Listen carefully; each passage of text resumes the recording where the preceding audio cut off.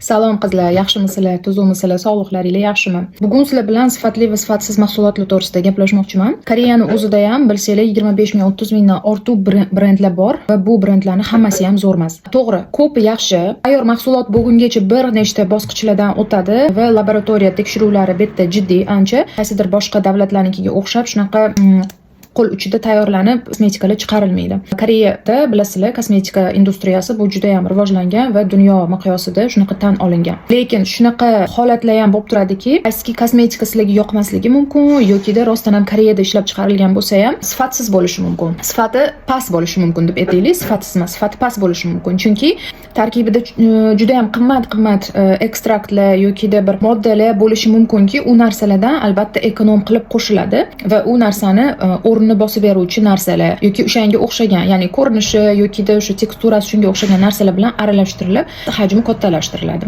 Lekin yana aytish kerakki, har qanaqa Koreya kosmetikasining orqasida agar sizga mahsulot yoqmasa yoki yuzingizga biron bir qizarish, ishsa yoki-da qanaqadir noto'g'ri, sizga noodatiy effekt beradigan bo'lsa, darhol o'sha dermatolog bilan maslahatlashing deb va ishlatishdan to'xtating deb yoziladi. U juda ham yaxshi brend va juda ham sifatli mahsulot bo'lishi mumkin, lekin aynan sizga tushmagan bo'lishi mumkin. Ya'ni bu narsa faqat o'sha O'zbekistondagi oluvchilarda emas, bu muammo bizning o'zimizda ham uchrab turadi. Masalan, yaqindagina shunaqa holat bo'ldi. Men Instagram sahifamizda ham o'zim olgan va o'zim ishlatgan, lekin magazinga umuman chiqarmagan ayrim mahsulotlarni qo'yib boraman. Ba'zida qo'yaman, ba'zilari erinishim mumkin o'sha narsani yoki-da rasmini o'zini qilib qo'yishi mumkin, chunki uni tushuntirib yozish kerak bo'ladi har bittasini. Kimdirlar qadrlaydi, kimdirlar qadrlamaydi bu narsani ham. Reaksiyalar berilmaganda yoki fikrlar aytilmaganda keyin ujmanda ham tushib qolishi mumkin. O'zligi bilganligini mayli qilaverishsin deb. Lekin hozir yana bitta shu qarorga keldimki, shuni yana bitta o'zim auditoriyamga aytib qo'yishim kerak. Instagramdagi ham, YouTube'dagi ham shunaqa, ya'ni ayrim mahsulotlar noto'g'ri nimalar berib yuborishi mumkin sizlarga. Allergiya berib yuborishi mumkin yoki-da har xil mana xuddi menga o'xshab bir narsalar toshirishi mumkin. Yaqindagina shampunimni qatoriga bitta yana shampun qo'shgan edim. To'g'riroq bu menga podarka qilindi va menga podarka qilinganda juda ham xursand bo'lib, bu narsani Instagramda ham menimcha ko'rsatgan edim. Kollagenovый nima shampun va treatmentni oldida. Yaxshi nabor. Ishlatishni boshlaganimdan keyin 3 martacha ishlatdim. Mana shu sochim tugagan qismiga men endi ro'moldaman, ko'rsata olmayman. Agarda ochib bo'lganimda ko'rsatgan bo'lardim, chunki menga xuddi turmush o'rtog'im videoga olib nima toshganini ko'rsatdilar. Men o'zim taxmin qilgandim bu ekzema deb, chunki qichishlari juda ham o'xshagan edi. Menda o'zi ekzema bor. Genetika bu men onamlardan o'tgan, lekin ko'rinmaydi. Qachonki stress qilsam, asabiylashganda, bir narsalar bo'lganda yuzaga sekin chiqishi boshlaydi, qichishi boshlaydi birinchi. Ekzema kim yaqindan tanish bo'lsa biladi qanaqa bo'lishini. Ekzemaning ham har xil turlari bor. Menda o'sha quruq unisi oqarib qoladigan, mana bu sho'ralaganga o'xshab.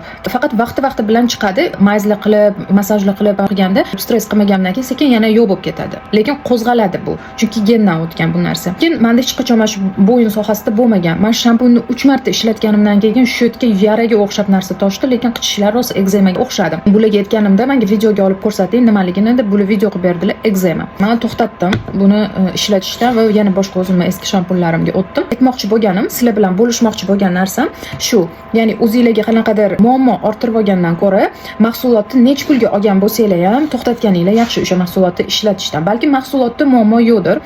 Bu sizlar bilan bog'liq. Xuddi masalan, menda ham nimadirisi yoqmaganda-da men shuni. Ya'ni tarkibidagi bir narsasi yoqmagan, men lekin tarkibini o'qimagan edim. Xullas, agarda sizlar mahsulotni puliga achinib, mayli shuncha pulga oldim-ku, yana ozgina ishlatib ko'ray deb ishlatishda davom ettirsanglar, u muammoni yana ham chuqurlashtirib yuborishinglar mumkin. Xuddi mana qaranglar, men hozir shampunni to'xtatmasdan yana ishlatsam, bu ekzema battar kattalashib, yaralari chuqurlashib bir narsa bo'lib ketadiganday. Hozir shundoq ham men buni dermatologga уже ko'rsatib, maslahatlashishim kerak bo'ladi. Chunki bir hafta 10 kundan beri menda ketmayapti. Juda ham qichyapti. Aytmoqchi bo'lganim, har qanaqa mahsulotda ishlatganingizda sizlarga noto'g'ri effekt beradigan bo'lsa, noto'g'ri bir narsalar toshiradigan bo'lsa, odatiy holat kuzatiladigan bo'lsa, albatta vrach bilan maslahatlashinglar. Vrach bilan hech qanaqangi kosmetolog bilan emas yoki hech qanaqangi bizga o'xshagan sotadigan, konsultatsiya beradigan odamlar bilan emas, vrach bilan. Chunki bu rostdan ham teri kasalligi boshlangan. Buni albatta maslahatlashish kerak. Balkim dam oltirib, ozgina paytdan keyin yana qo'llasa bo'ladigan holatdir, shunaqa jiddiy emasdir. Va yana aytishim kerak bo'lgan narsa bu Xitoy mahsulotlari.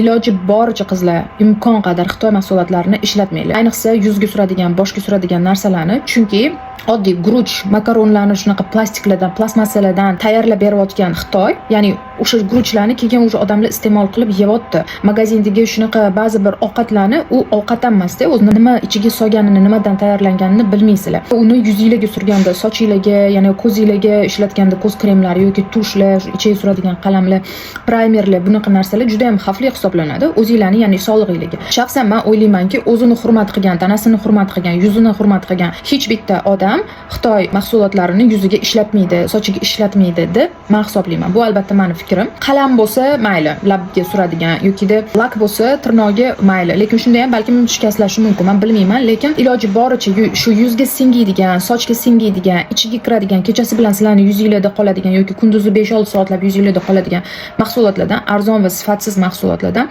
uzoqroq turishinglarni tavsiya qilgan bo'lardim. Bu meni albatta o'zimni kuzatuvchilarim, o'zimizdan mijozlarga tegishli bo'lgan ma'lumotlar. Shularni bo'lish xohladim sizlar bilan. Buguncha shular. Ko'rishguncha xayr.